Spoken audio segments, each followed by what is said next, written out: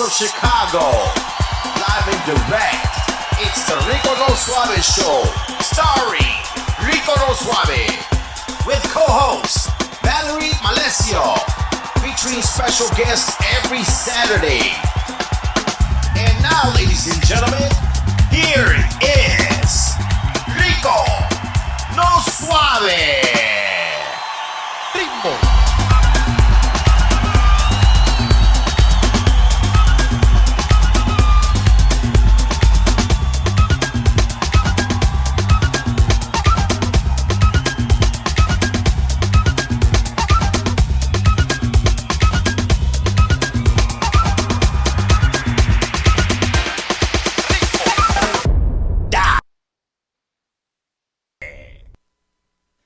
Welcome to the show, everybody. Welcome to the show. Your boy Rico No Suave here on a 1-2, ready to go with each and every one of you guys. Welcome back to another great Saturday. Ya tú sabes, mi gente. Sábado it is, and I'm so happy to actually be back with each and every one of you guys. And thank you guys so much for your continuous support. Thank you so much for the love. Thank you from everyone from across the world for actually tuning in to the Rico No Suave show, and also for you guys tuning in after the show to look at the archives as well too. We love you, we love you, we love you so much because you guys are doing some great support as well too. And you also know who you also support, my co-host Valerie Malesio. Hey, what's up, Valerie? Feliz sábado, mi gente. Feliz sábado it is. Here locally in Chicago, I know it's a little bit kind of sprinkly outside, but got a lot of festivities going on in the city. That's right. It's still a beautiful day. Yes. Enjoy, enjoy, enjoy. Wherever you are across the world, enjoy. So enjoy that weather, man. Yeah, here in Chicago, we got a little bit of drizzle, but that's good, right? That's good because life is good. All right, everybody, we're going to get right away to our breaking news today because we have a really great show lined up for you today. Yes, so let's get with that breaking news. Here we go.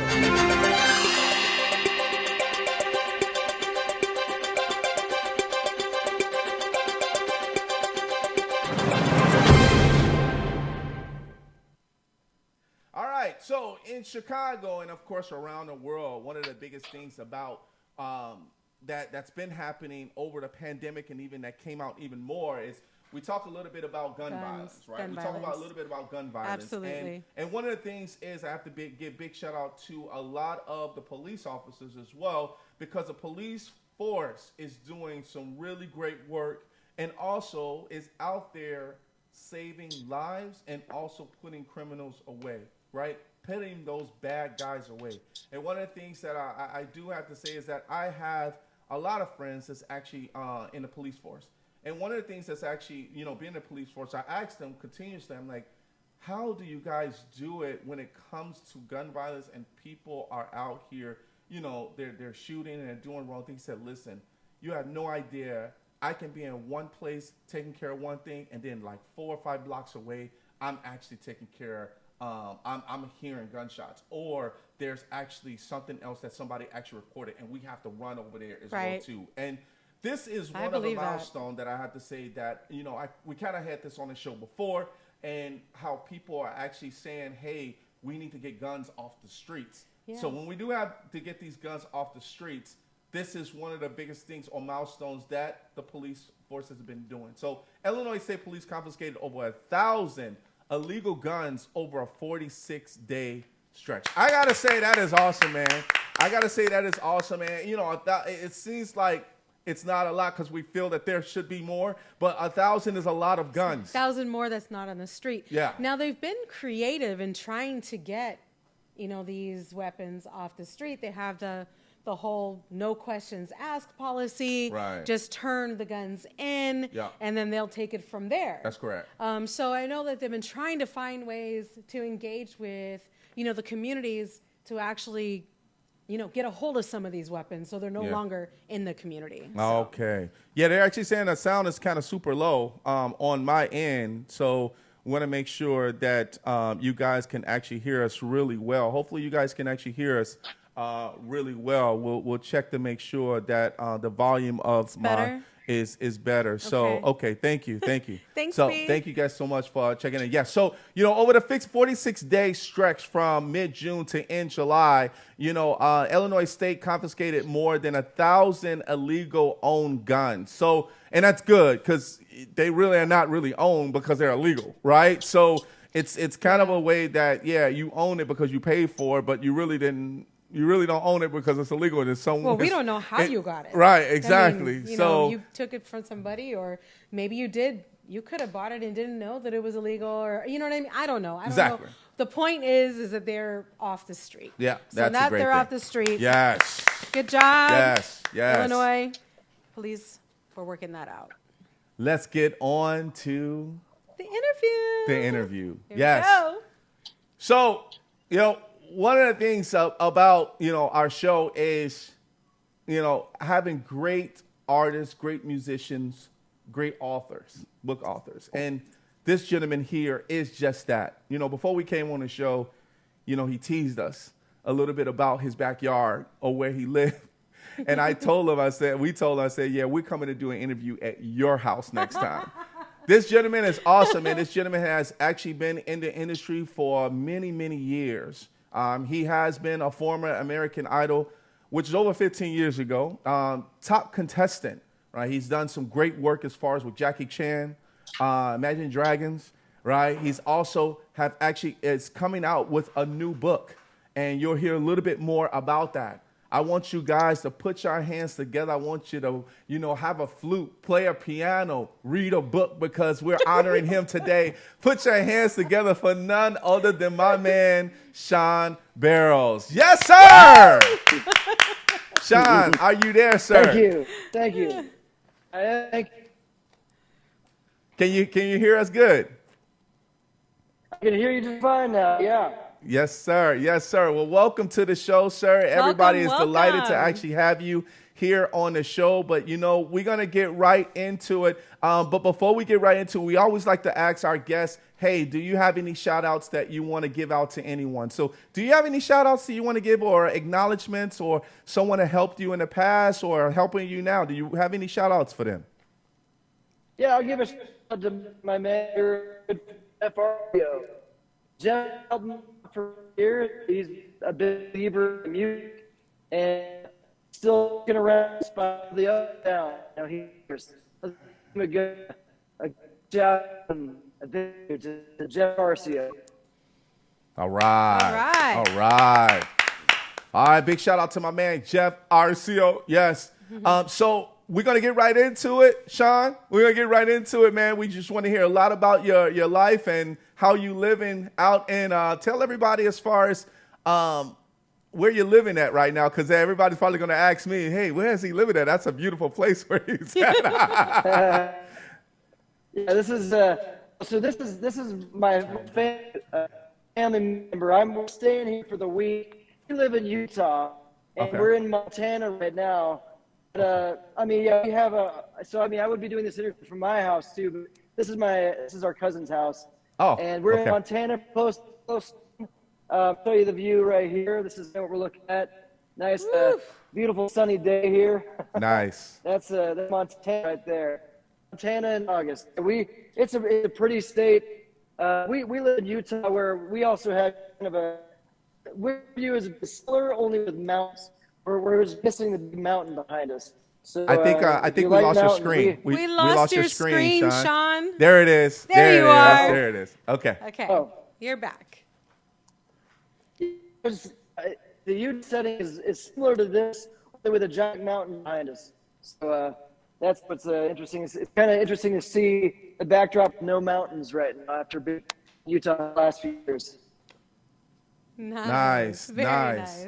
All right, so I think before a lot of people are actually are saying it's kind of like a little bit of echo. So what we're going to do is we're going to try to adjust a little bit of the volume while you're actually talking. But thank you guys so much for your feedback on this. We appreciate that. Yeah. So let's get right into the journey of music. So let's talk about how you got started in the music industry. What attracted you as far as to be a composer, a singer, and tell us a little bit about that. When I was 15, I've been playing and singing since I was 3, but I decided to make a career of it when I turned 15. And it just was a natural fit. I went to some music camps and just felt like I fit right in with these other musicians. I rubbed shoulders with a few other producers and saw what they did, saw a little bit of what, a piece of what they did, just kind of more the underground producing of, local artists like fans are amazing. But it was just the studio aspect of being in the studio, seeing them record and create something magical in that moment with musicians, with a combination of, good vocal performances. And then do first performances as a swag with a new album when I was 16. That was kind of what created this real desire. But music has always been such a therapeutic thing for me. It pulls me out of everything else. It's the only way I know how to express my emotions. And so it's, the bottling up emotions needs to be released somehow. Music has always been that outlet for me. So I started my journey when I was 16 and just kept on writing music and trying to figure out how to get a small town in Utah. It's a one-horse town. It was at the time. How do I get out of the small town and actually make something with my voice and with my songs? And, I didn't grow up in LA or New York or Chicago or the city or a lot of opportunities. Basically, where I came from, the opportunities were local coffee shop and your backyard. That was pretty much it. Got it. I can imagine as far as what your mind goes through, when you're actually, in the country or you're actually in a small village versus we're coming into places like Chicago or New York or LA. Yeah. And, it's almost as if, there's a night and day to things, right? So when it comes to, you're actually composing. When you started composing, so you were mentioning at about 16 years of age. So at 16 years old, in high school and through, I'm not for sure if you went through college, but did you also get involved into like festivals or any talent shows? Yeah. The high school show, which is laughable as like a Napoleon Dynamite scene, where you might have someone dancing to something with cheerleaders, and it's like really, when I watched Napoleon Dynamite and I saw their talent show, I'm like, that's my high school right. It wasn't anything that amazing. So when I got up and played and sang, I was going after these acts where it's like, no matter what you do, you're not going to really look you're this is just goofing around on stage. So, I found whatever performances I could, whatever performances came out, I took them. But I did go to college for a few years at Brigham Young University in Provo. Also didn't really have a whole lot of opportunities because I was also still a smaller town in Utah. And it wasn't quite like, even Salt Lake City wasn't really that big at the time and in the music scene. Now it's changed, and now there's a lot of opportunity. But when there, just a bar and like that play at, and I was too young, I couldn't get into those.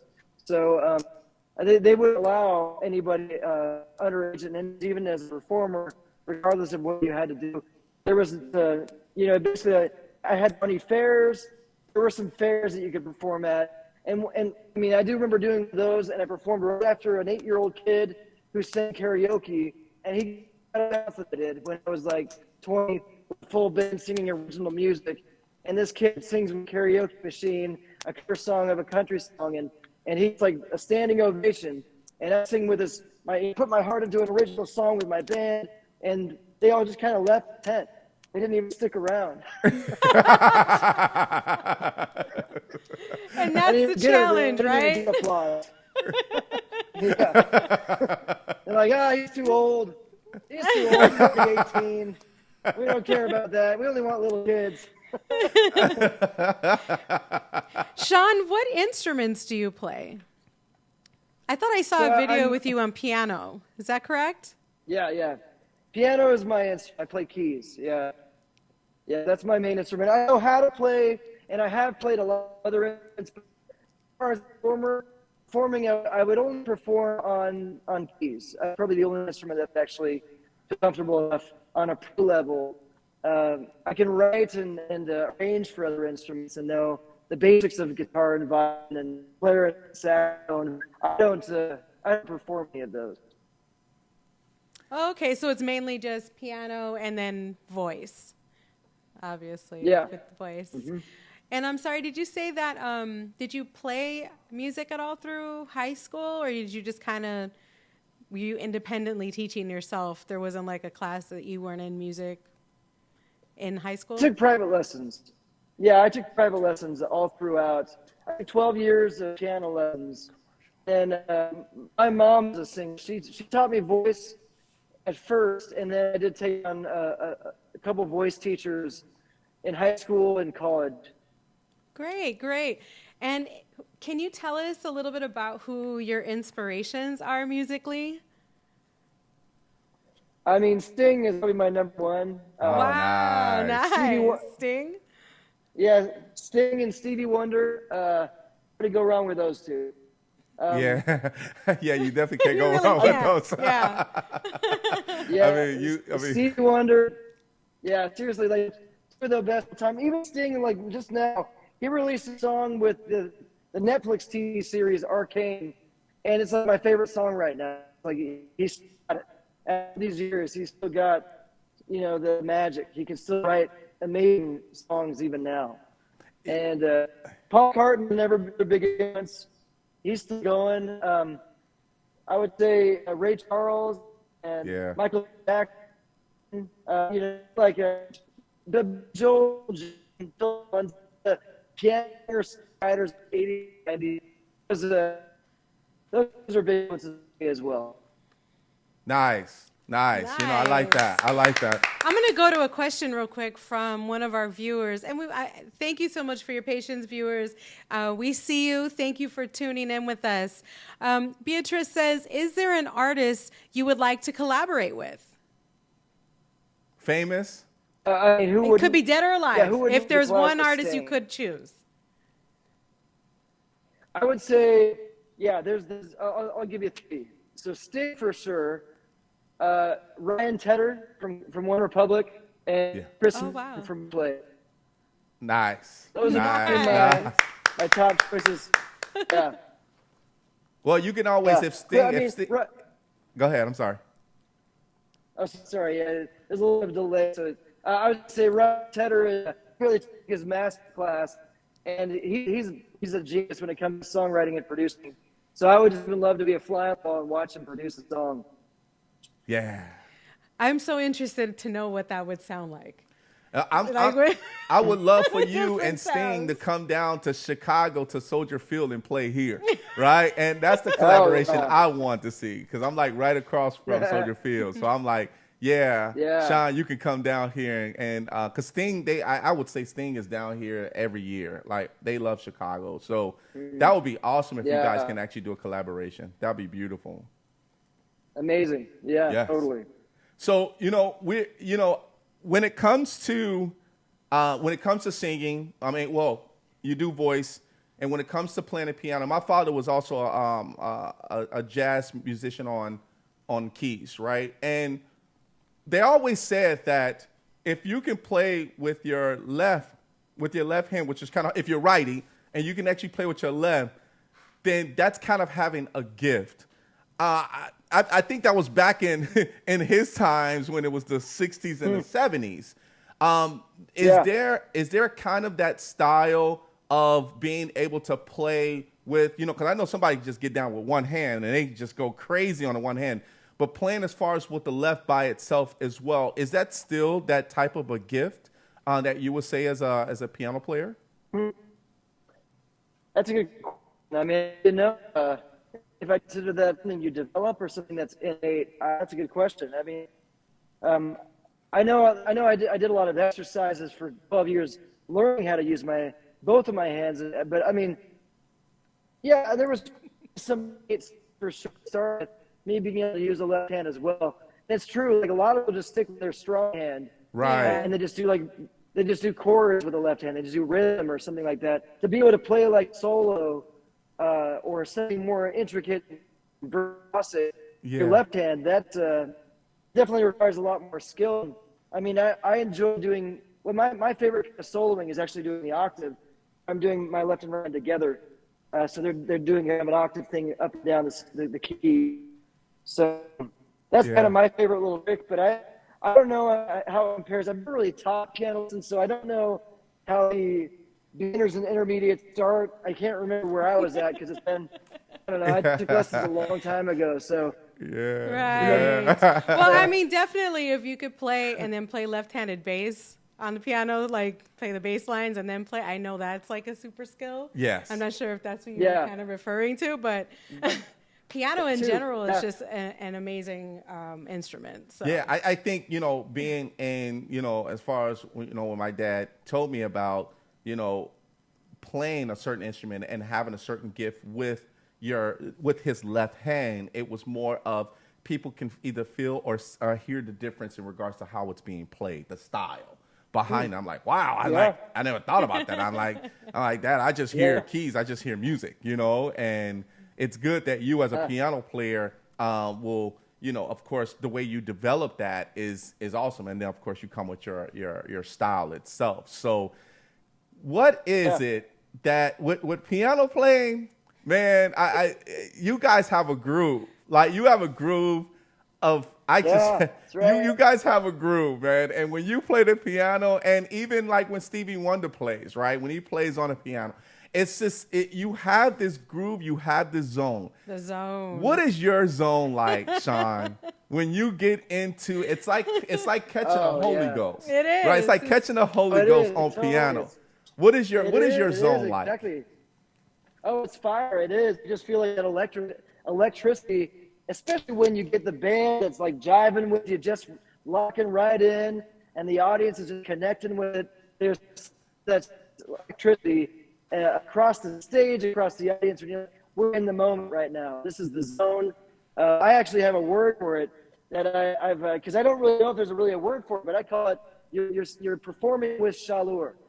Yeah. It's kind of because it just feels like it's just kind of this overall wave that we're all kind of sinking into, you know? Yeah.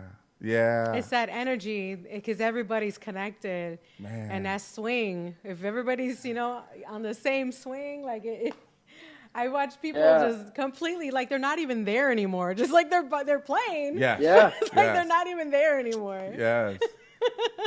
And that's the kind of music you want to see. That's the kind of music you go to the show because you want to see moments. You don't want to see, I don't know, I mean, me personally, I prefer that over the well choreographed dancing that's like track, you know, like a lot of the pop singers do. I'd rather see the band be completely unattached to track and just long route. That's what I want to see. That's hot. I like that. Hey, Shaun, you know, when you play music, or if I'm listening to music, I tend to not really pay attention to time. And when it comes to being inspired by what you do as a musician, as a composer, as a pianist, right? When you're playing the piano, have you ever gotten into a zone so bad, in a good way, where you just lost track of time? Every day. I think that's a better question for the wife. That's right. That's right. Especially when kids are around. I mean, it's like kids are already in bed. What happened? Yeah. You're like, man, it's already 6 a.m. How did this bird get here? Right. Take it away. Where'd the sun come from? Right. Yeah. Oh, that's awesome, man. And I think that's the beauty behind music and what you do for yourself, as far as, and it's, stress. How can I say, kind of like that stress relief for yourself. But also it's kind of like, it keeps you young, Shaun. Like it keeps you young, man. And it keeps you appreciating music. It keeps you smiling. It keeps you going. Hey, before we get to, we're going to take a commercial break shortly in about a couple minutes. But, one of the things about, music and composing, and if you talked about this, your style of composing music, do you also, not just writing the beats, but do you also write songs as well, too? Are you a songwriter? Yeah. Mm-hmm. Okay. Most of your songs that you actually, what style? So if somebody said, hey, when I hear Shaun's music, I think about this. Like if there was somebody random just listen to your song, that's a good like fill in the blank. Yeah. What would people say about the music that you wrote if they were to listen to your music? I would say I call it cinematic pop jazz. Oh. Wow. Yeah. Wow. It's a little bit of fusion, so that's kind of the crossover, but it definitely feels cinematic. Pop jazz. You use a lot of orchestra. Uh-huh. So, but then there's always a little bit of jazziness, especially with the piano. And there's also always a little bit of pop with the vocal melodies. So that's, I would say the jazz is more hidden in some songs than others. When I play live, it comes out more. So cinematic pop is probably more the lean with just that undertone of jazz that if you really know you're kind to it. Nice. Yeah. So cinematic pop with a splash of jazz. Love that. The way she said it, Shaun, I'm like, that was almost like a commercial. So That's right. Reach out to me. You and I can talk. Reach out to me. My new tagline. I love it, man. I love it. I like the fusion. The fusion is really nice because you never really hear about cinematic. When you hear cinematic, you think about the ending of a movie or beginning of a movie, right? Or kind of like during the movies, a certain action and things like that. But think about the composing that goes behind some of these films. Of course. I mean, they're huge orchestras behind some of these films. So, like the way he described it, like it sounds just super interesting. Yeah, and I like the fusion. I like the fusion behind that. All right, Shaun, I'm gonna have you stick by us for a few seconds. We're gonna be back in 1 minute. Everybody, you already know we got my man Shaun Barrowes here with us. He is a composer. He is a music producer, and we're gonna be talking about his new book coming up. All right, everybody, we'll be right back. We'll see you in a minute. Thank you. Cars will break down. And when they do, it's too late. If your car is out of warranty, it leaves you with two choices. Get stuck paying for expensive repairs, or one phone call to CarShield. Their administrators pay for your covered repairs so you don't have to. Your coverage includes roadside assistance, towing, rental, and so much more. Plus, with their nationwide network, you choose the mechanic or dealer. Best of all, there's coverage for every wallet size. Make the smart call before it's too late. Call CarShield today. This is an important message for anyone drowning in credit card debt, struggling just to make minimum payments, or tired of the collection calls. If you have $10,000 or more in credit card debt, personal loans, medical bills, or collection accounts, you may qualify for our Debt Restart program. Call right now to see if you qualify. This program is designed to help you get out of debt in as little as 24 to 48 months. Representatives are standing by to take your call. Don't wait. Call the number on your screen now.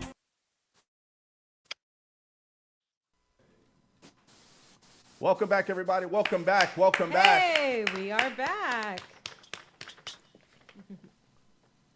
All right, everybody. Well, welcome back. Let's see my screen. Let's see if we got you back. Hey, there we go. Hear you. Let's bring you back on. Yeah. It's not on? Okay. My screen frozen for a second. That's okay. Okay. Maybe we need to disconnect and reconnect with him? No, we're good. Okay. We're good. We'll still have him as long as he's able to hear us. We should be good. You can hear us okay, Shaun? Yep. Oh, totally can. Yep. Okay, Yeah. perfect. So what we're gonna do is we'll go into we'll just until you come back on the screen. We're gonna ask you these questions because everybody know what you look like until new people come in.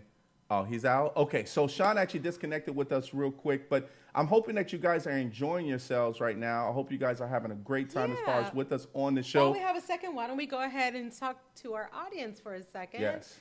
I just want to give a couple shout outs and say thank you for tuning in to Arturo Vasquez Jr. Yep. He says, wow, Rico no Suave. I start a class again on August 22nd. Please give me content, follow up, and share with my friends or students. All right. He will definitely get with you on that. That's right. It seems like my man Shaun is back. Shaun's yes, back. he's back. There we go. Welcome back. Thank you. Yeah, sorry about it. I guess just I went out and just shared it really fast on Facebook. And it froze. I rebooted the thing. And No took me just a worries. second No worries. to re-enter. We're glad that you're actually back with us right now. So welcome back home, Papa. Welcome back home. All right. So all right. So, we kind of talked about, for everybody that's actually tuning in, thank you guys so much. And I know that we have a few other questions. Did we have a few comments that we actually want to address before we continue? Let's see here. I do want to say big shout out to my man John T for Free is checking in. He says, hey, Shaun, he said, this is a great show. This is a great show, Shaun. That's John T for Free talking. We did have another comment from Beatrice. Well, actually, she did have a question thus far in our interview. What is the best advice you have ever received? Let's try I'm to going to have to target think about that that. You maybe put me on the musically. spot with that one. That is kind of a general question. Let's talk about maybe musically, Yeah. since we were talking about music. Okay, so the lead singer of Chicago, the guy from Chicago, Really? lead singer of the band Chicago. I recorded with him as not Peter Cetera, the one after Peter Cetera, Jason Sheff, I was going to say, yeah, Peter and Cetera, Jason Sheff. So Peter Cetera, when he left Chicago, Jason Sheff took over, and he still sang a lot of the bigger hits and things on the radio. I did with him, and one of the things that always stuck out with me with recording vocals in the studio, that a lot of times the very first take is the best take because it's the most vulnerable. It's one that has the most emotion, that's raw, and the things and the most perfect. But sometimes that perfect take has no emotion. It doesn't have that vulnerable, raw emotion to it that the first take had. So there's so it was learning to hear the emotion behind the imperfection and see if the rawness of it was the best or better than the more polished takes. So that was one of the pieces of advice that he gave me. Nice. I love that. Yeah, because sometimes that emotion piece, like even though maybe it might feel like something might be a little wonky, but it's so raw and so real. Yeah. The energy sometimes is different. Yeah. So I completely see where they, might have said something like that, Yeah, I think that when this question is being asked, of course, Yeah. I don't think Beatrice wanted to get in your personal life in regards to how how you went through life in general with budget and financing, right? I'm sure she meant about the interview. So that was a great answer, Shaun. Great answer. That's what we do. We derail things like that. We make sure that we're on the right track. That's right. We still got some time, Shaun, because we kind of started late. We're going to still give you that full hour, and we appreciate your time. But one of the things about, what you've been doing and coming from your bio, right? Imagine Dragons and Jackie Chan, right? When those names came, it stuck out of me because I'm a huge I'm a Jackie Chan fan, right? And the reason why I love Jackie Chan because he actually does his stunts on his own, like. He actually does his own stunts, right? And I'm like, amazing. Wow, just to be able to be behind the scenes and just, see him. Now, the question I do have for you in regards, because I know, of course, you are as a composer with music and you've done some things for Jackie Chan. Can you tell the audience, what was it that you actually done for Jackie Chan? So he came to the U.S. and he wanted to do a tour. So Jackie Chan actually sings. I don't know. Most people don't really know that. He does. He's a singer. Wow. And I wrote a theme song for his tour. He wanted to do a music tour. He wanted to do also like a charity give back tour It was called Green. I don't know. The book I wrote for was called Green Heroes. I think he even calling the tour Green Heroes. So I wrote a song. It's one that I performed with the one voice children. There we go. One Voice Children's Choir. Just totally blanked on their name for a second. One Voice Children's Choir joined me. Valley. Wait, was it no One Valley? Yeah. Anyway, so yeah. So I just a song where one back up. We wrote and performed and produced this theme song music video that he used for his tour in the U.S. Called Green Heroes. And I don't know if it's actually available online or anything like that. I think it was just kind of the event, the live stream. But I think it was. I don't think any of it saved online. We could probably put it back up.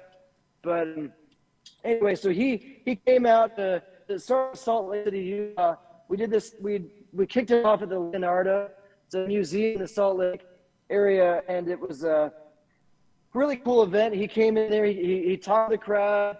He was his fun, exciting self, and in person, very animated, and he loved talking to all the kids. He's very excited at the kids.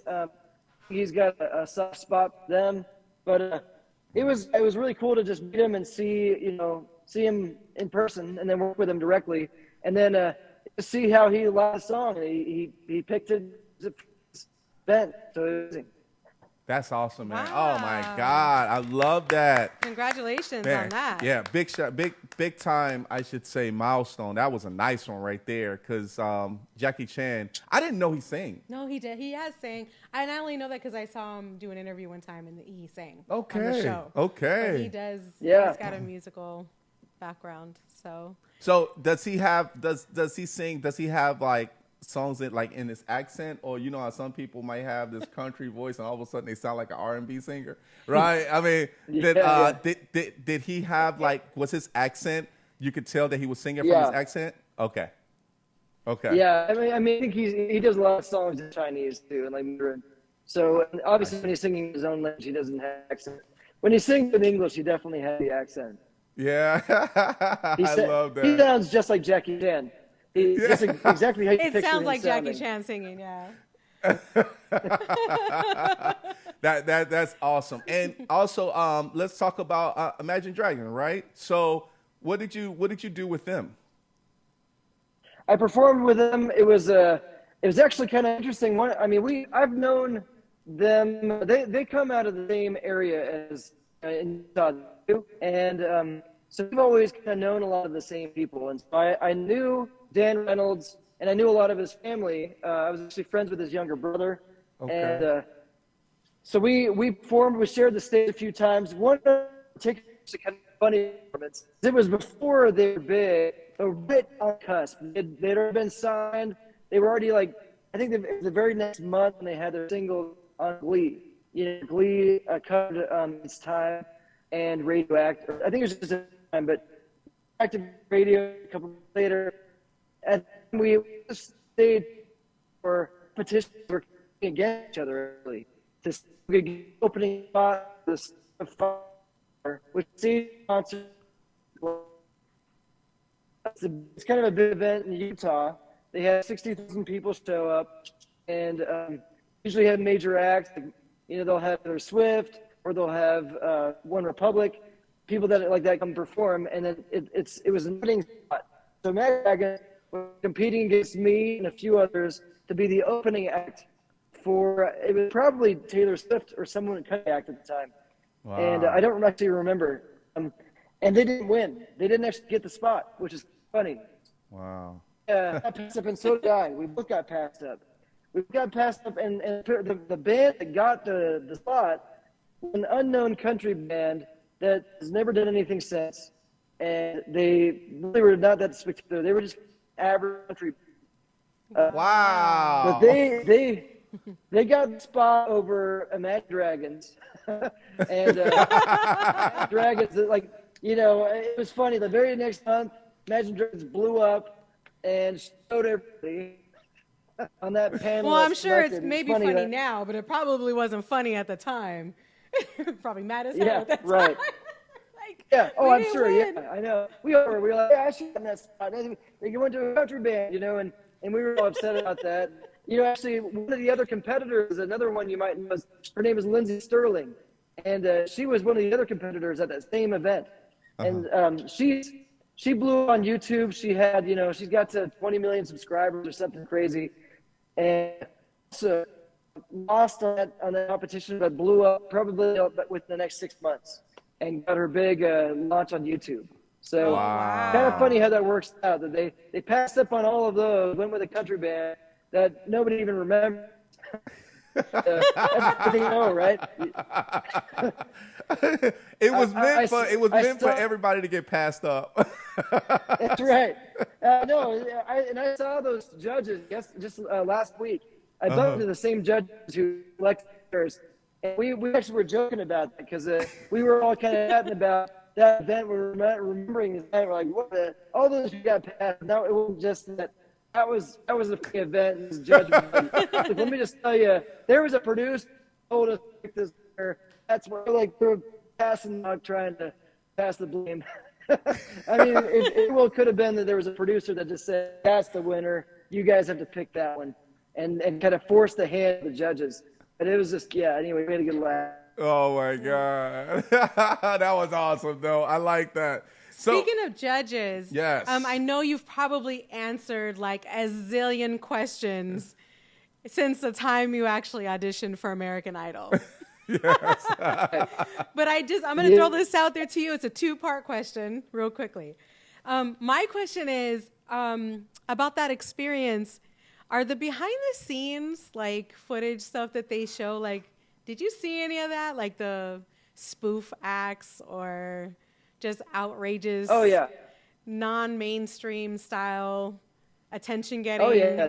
Totally. Did you really? Was it really like that? Like, did you see something like that? I did. Yeah, I think I saw a guy singing in Anna. I remember seeing that one. I just remember seeing him go in the room like right before me. Like, okay, I've been to this perform. That's interesting. They definitely have a lot of drama behind the scenes. Now they drama. They definitely encourage, and I didn't really buy into it, so I didn't get as much screen time because I wasn't crying every day or something like that. But they love criers, they love sob stories, they love angry, they love anything that's extreme. Just tell them, right? Tell us. Wow. So you gotta play into an extreme scenario, and then you'll get a lot of screen time. That's the way it works. Understood. Wow. So that is real then, for people to go out there and do that. I always wondered that. And my second question is, based on your experience with that whole audition process and what you saw, what was your takeaway? How did that experience affect you and how you viewed industry moving forward? A couple ways. I mean, for one, I definitely had more confidence in my singing. Up until that point, I was always a songwriter first. Right. And I was like a songwriter who can sing. That was like kind of like, I can sing, but I'm not really like, no Beyonce, And I mean, of course, who's a Beyonce? Beyonce's the best. But when it comes to, the confidence I gained from Randy Jackson to say, yeah, that sounded amazing, or whatever else, it was a big, and then made me realize that just, I can record my stuff, I need it for other people. I can actually record and track my own vocals and push myself as an artist. And up to that point, I'd always kind of just been focused more on the behind the scenes play, being more a composer, producer, song. And so that would change.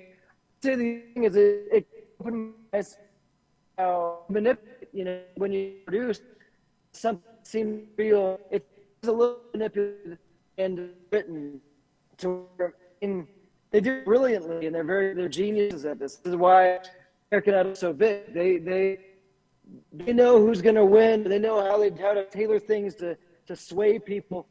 There's an art to that. To sway an audience, to convince that this is real. And it's kind of scripted, but it is kind of real. It's a little bit of a fusion of reality and scripting. But they'd still script quite a bit of it, including what judges. Include how they position people. Like how they edited it. I mean, the footage of me was not even like honest footage. It was like they spliced reaction of Simon from another contestant and spliced it onto mine. It looked like he reacted to me. It was to a person. Oh, wow. So they Camera tricks. do things like that to where, like, you know, Simon's reaction was actually another act, but it looks like it was to me. You know, that was interesting. They definitely script those shows. They're full reality. Where if you want real reality shows, just go to live stream stuff on TikTok. Right. Yeah, you know, I mean, and it's good that, of course, thank you for going over that with us, because, you know, sometimes, you know, as many people watch American Idol and The Voice and, you know, America's Got Talent, right, and things like that, you know, you think that it's live. You know, you think that it's, in American Idol's case, you would think that it's actually live, and the way that it's actually cut up for editing, of course, this is kind of like it's pre-recorded and then we're going to show it later, right? It would be nice if it was live streamed so we can really see what's really going on, right? That would have been, that would have been awesome, man. Well, I have to say congratulations in regards to you at least going through that, Absolutely. right? And I think being recognized, and as long as it's you know, even if it is in the past, that's a milestone that you actually got to where you're at today, right? Because I think, you know, for yourself, Shaun, there's, you know, not a lot of people, of course, like us, just knowing who you are right now, you know, of course, it's good to be able to know your accomplishments and things that you have done to be able to get to this point. Now, I will say about America's Idol, though, it is a good stepping stone for you to be able to network with new people, and also maybe be able to get your name out there so people know who Shaun Barrowes is, you know? So, Absolutely. you know, that's a cool thing, too. So speaking of accomplishments, we understand that you are working on a book. Right. Yeah, I've been working on a book for the last 4 years. I had this idea as a client from New Orleans. I actually was working film project, getting into scoring, you know, for the film as a film score composer for this film. It was animated, and as I was flying back from this project, I just had an idea, a story, and I thought, is there any story out there like this? And I started researching to see if anyone had written about something like this. And I'm like, oh, I don't see anything about this, so maybe I need to flesh this out.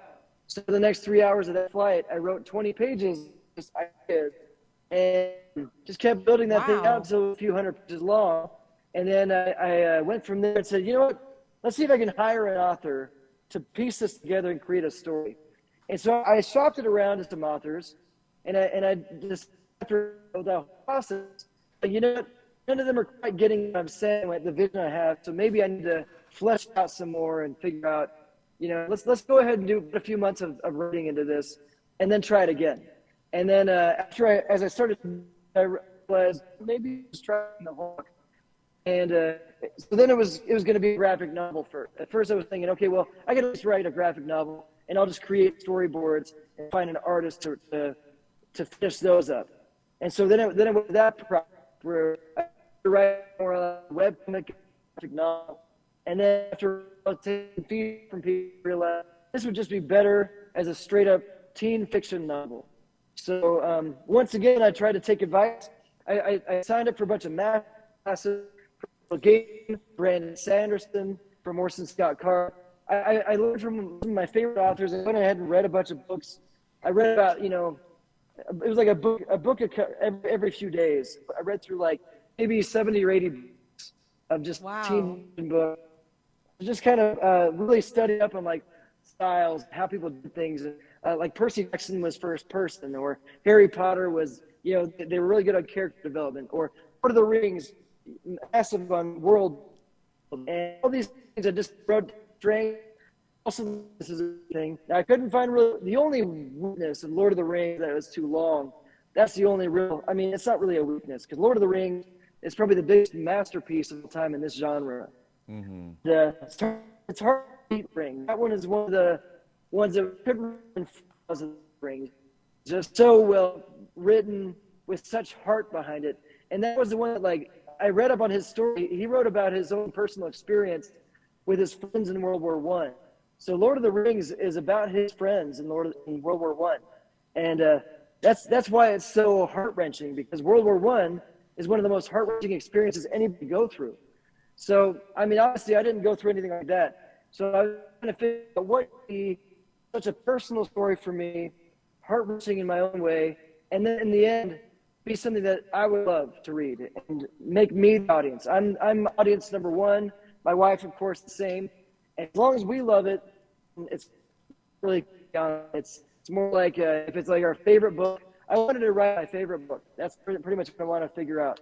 So as long as it be my favorite, then I figured someone out there in the world will probably like it too. You know what, Shaun? We're gonna take a quick break. We're gonna take a quick commercial break. We'll be right back. Stay with us for 1 minute. We'll be right back. Okay? We'll be right back. All right. I owe the IRS $10,000 in back taxes, and now I'm being threatened with wage garnishment. The state says that I owe them back taxes, and now they're going to seize my property. At the offices of Tax Alliance, we hear stories like these all the time of people just like you who are burdened with tax debt they just can't get away from. At Tax Alliance, we're not here to judge you. We're here to help you get a fresh start. Call Tax Alliance, your tax resolution solution, right now for a no-obligation consultation. Attention individuals who lived or worked at Camp Lejeune. You may have been exposed to contaminated drinking water and could be entitled to significant compensation. Congress has approved the Camp Lejeune Justice Act, allowing anyone who lived or worked at Camp Lejeune, North Carolina between 1953 and 1987 possibly eligible for compensation. If you or a loved one was exposed to water at Camp Lejeune, it may have been the cause for a long list of serious possible medical conditions. Call now for a free phone consultation at 1-833-750-0286. Welcome back, everybody. Welcome back. Yes. We are here with none other than the author, the music producer, and composer, my man, Shaun Barrowes. Yes, he is in with us today. Yes, man. Hey, Shaun, you got to come to Chicago. We got to show you around here in Chicago. I don't know if you've been to Chicago, but if you have, we got to show you. We got to show you some things here in Chicago when you come down again. Oh yeah, absolutely. Yeah, I still love the deep dish. We're just about to talk about that. Yeah, what was you have two main bands. What was it? Giordano's, is that right? Yeah, Giordano's, and they used to say Eduardo's, but I like Gino's East. Gino's East Pizza. But there's so many Chicago-style pizzas that's out there. But Giordano's is kind of like the franchise, homegrown Chicago-style. There's actually a place called Chicago-style pizza. There is, but I guess because I'm not, I wasn't born in Chicago.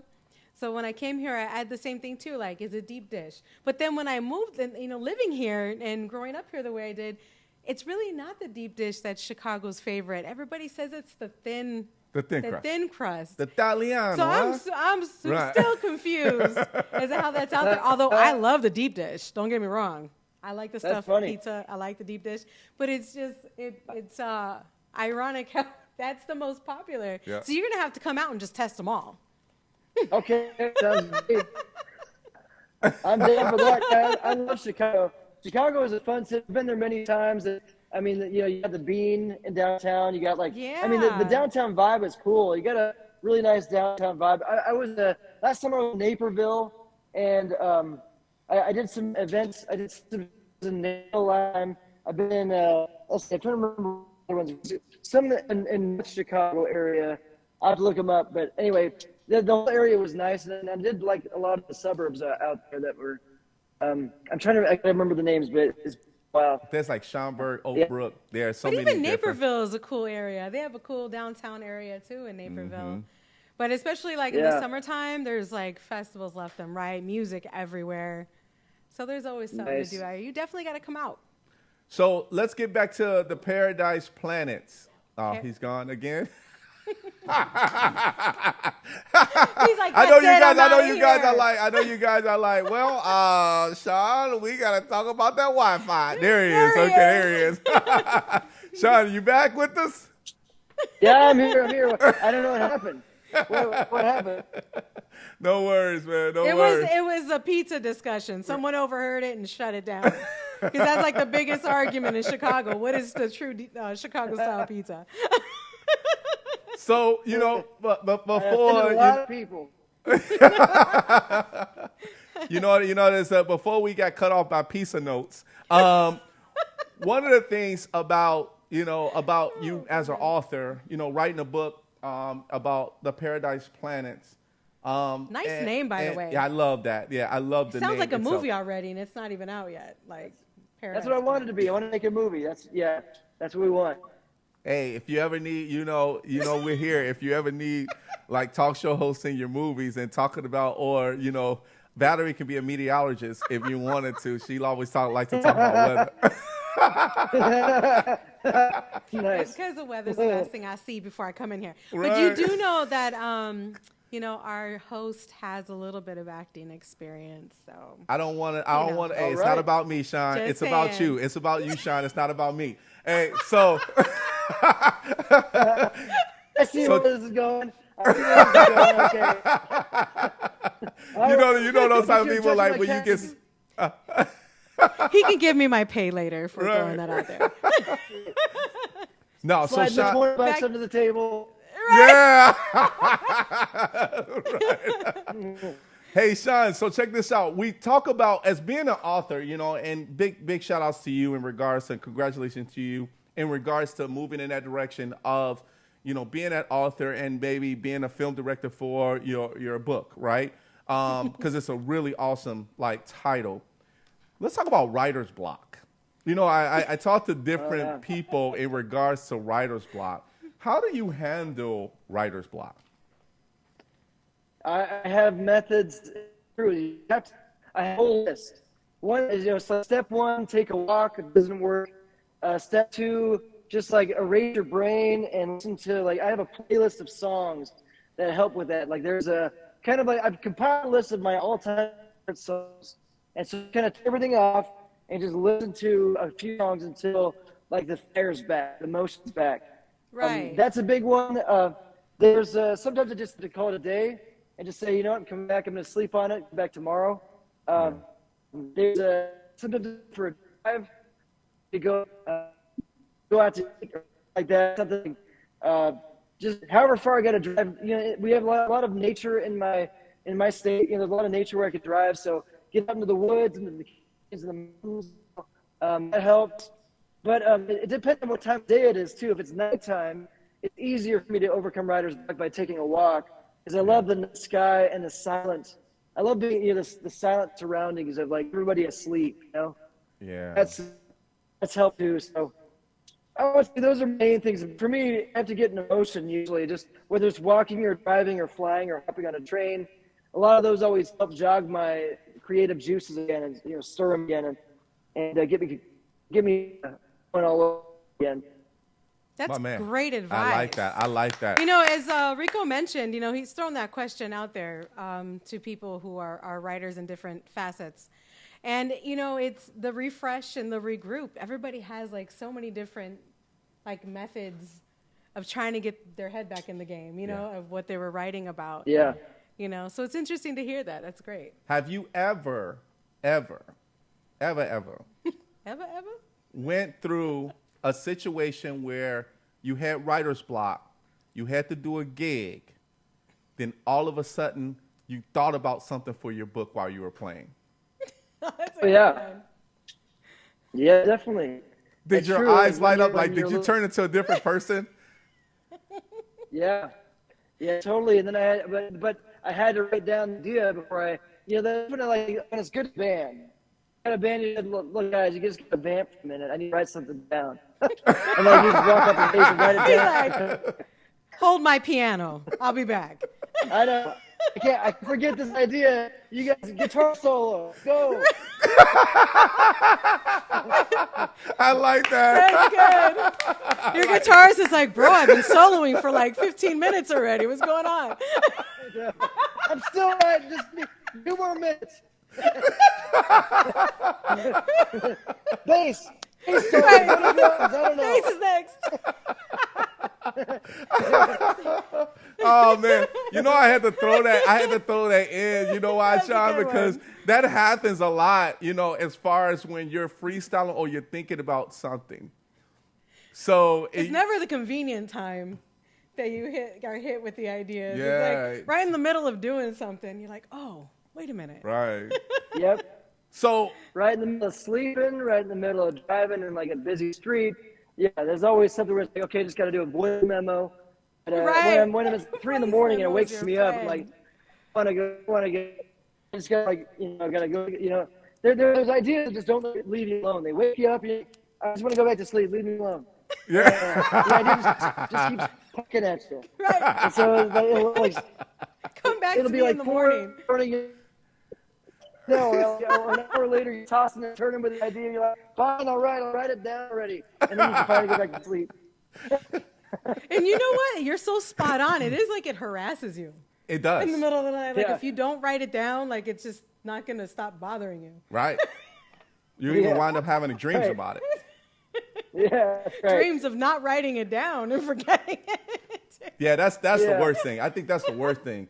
I think writing a book, and like I said, I don't want to give the whole thing away in regards to because I want to ask more questions in regards to, you told us as far as like the meats and taters of how you're actually thinking about writing this book, but I want people to actually get this book right away, like as soon as you're ready to release it. But in regards to how long is the book? How many pages is the book? 450. Woo! That's going to be a beautiful book. Yeah, it's a longer book. Yeah. Yeah. A long set of building. There's a lot of world building in there that I had to throw in there. Yeah. And you're looking to actually have it for the audience to be able to know you want to get this released. What is your kind of like timeline? Estimated time of release?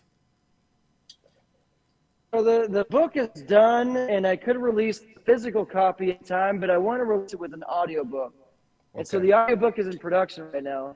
Okay. And it probably take they're going to finish that, and at that point, in the time what we're going to do is we're going to get up with our campaigns, our marketing, let people know that it's out there.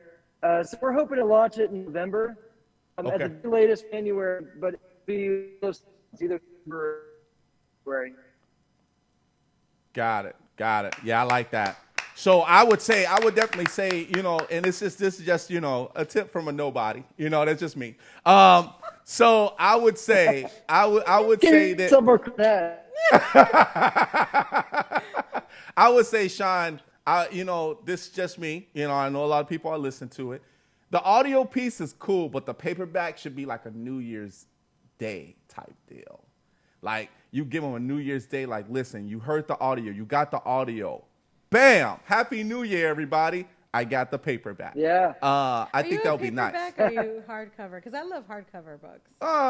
Either or. Paperback or hardcover. I mean, it doesn't matter. I mean, I always like to physically read something. Like, I like the audio piece, too.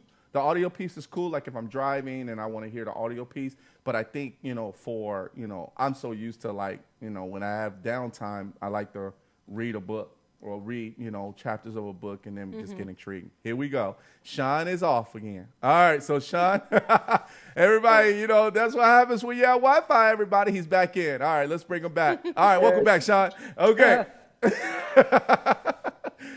So New Year's Day is just a little, just a little tip, let me know what you think. We can talk offline. Okay. So yeah, and of course when you get your book published, Shaun, we definitely want to, interview you again, right? And we do want to actually help you with your campaign as well. Sounds so good. we're definitely here. Because that's going to be another experience through the process of publishing and the book launch. And, so we'd love to circle back to you and see where you are with that. Exactly. And let us know when you're releasing. Yeah, sounds good. Yeah. Okay, I will. You know what else are we releasing? Yeah, most definitely. We're releasing a shirt to you. What? Check this out. You see this? Right. Look, this you right here. This is for you. This is for you right here. You see this? This is for you, Shaun. Yeah. Shaun, this shirt right here is for you. And hello to the wifey. Hello. I see she's coming in. Hello, wifey. So hi. So this shirt is for you, Shaun. One of the things is that we love to actually give to our guests. We call them gems of the world. You are a gem. You are a diamond. You're all of those gems that, people are really looking forward to basically hearing your music, understanding your music, and also reading your books, right? And I think this shirt here is definitely good for you. So I want to say welcome to the Rico No Suave Show family, and I will be sending this over to you, but congratulations. Thank you, sir. Yeah! Thank you.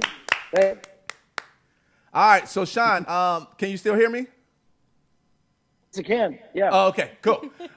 So before we let you go, because everybody loves the interview and they always want to stay on longer than normal. So what can you do to make the world better? There's a few areas that I've been always focused on. One of them is education. I just feel like the education system has a lot of room for improvement, and I've always wanted to support better education programs. So I always try to give back and donate to charity events for education to help specifically those that are underprivileged that can't afford a private education. I want to help those kids have access to that same level of education. So whatever I could do to increase their reach, their options, and they need more options. And there's a lot of the reasons we have the crime that we have and the problems that we have is because a lot of people just don't have access to better education. And I want obviously that changed, and that's something that I'm hoping to donate more to and raise more awareness for, so that the kids in this country and in the world worldwide have these opportunities that everybody else has. I feel imbalance in opportunities. I had a lot more than a lot of kids because my parents put me in private lessons, and not a lot of kids can afford that. So I just feel like there should be options that all these other kids that have amazing talent and have and they're no opportunity. So I would love to see that change. All right, my man. I love that. Thank you, Shaun. That's very important. It's very important for the world to get better. Education has always been a system that we always try to make things better, right? From teachers to, people that actually work in schools, a safe place for people to actually go to, as well as, virtual, as far as for, that attention span as well for the kids and the youth. But also free education is never a bad thing as well. So, and for people that actually need it. So it's really good. Thank you, Shaun. So we're going to put up your social media before we let you go, my man. So everybody that really needs to find out more about my man, Shaun, check him out on Facebook. He's at Shaun Barrowes, Barrowes. Make sure you go and check him out on Facebook. Here's the next one. We have him on YouTube. Make sure you subscribe to his music at Shaun Barrowes Music on YouTube. Subscribe to his channel. Do it now. If you ain't even thinking about anything else, do it now. Just do it now. And then last but not least, we have Instagram. Yes, Shaun Instagram. Barrowes. Right, Shaun Barrowes. And he baby. makes it so simple. It's Shaun Barrowes, YouTube and Facebook and Instagram. Just like that. Just what she said, right?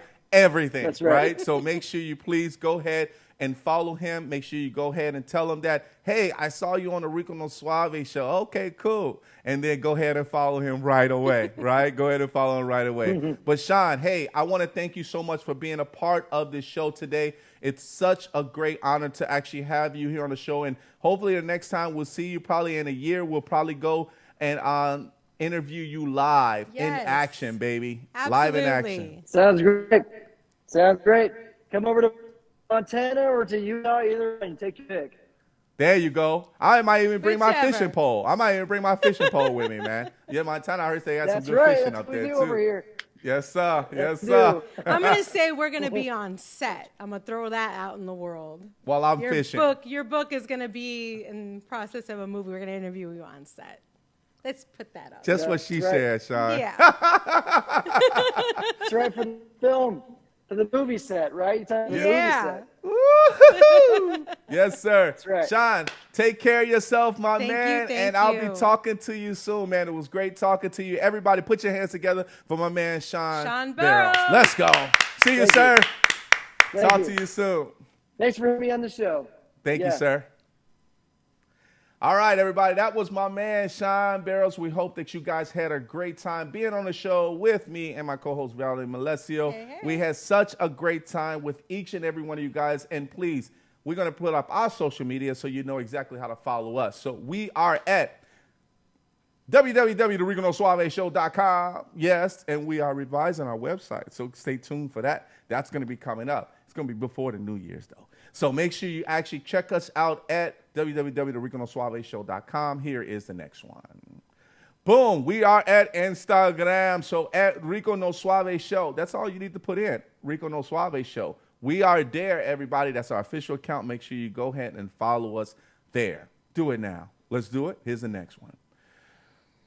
Mixcloud.com/Rico No Suave Show, everybody. Yes, that is where we're at. And you already know we do things there. And it turns into a podcast as well, too. So make sure you go there, and it's a free account. Put that for your account. And then here is, so Facebook, so our Facebook account, everybody, is Rico No Suave Show. So make sure you go ahead and follow us on Rico No Suave Show on Facebook. So go ahead and like. Love.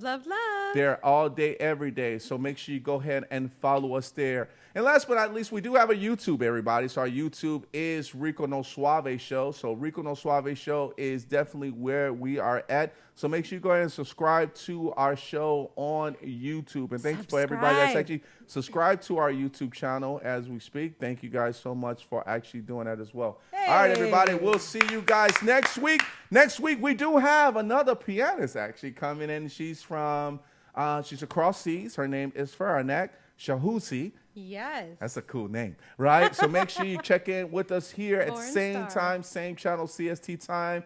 And we'll see you guys as we end off the show, just like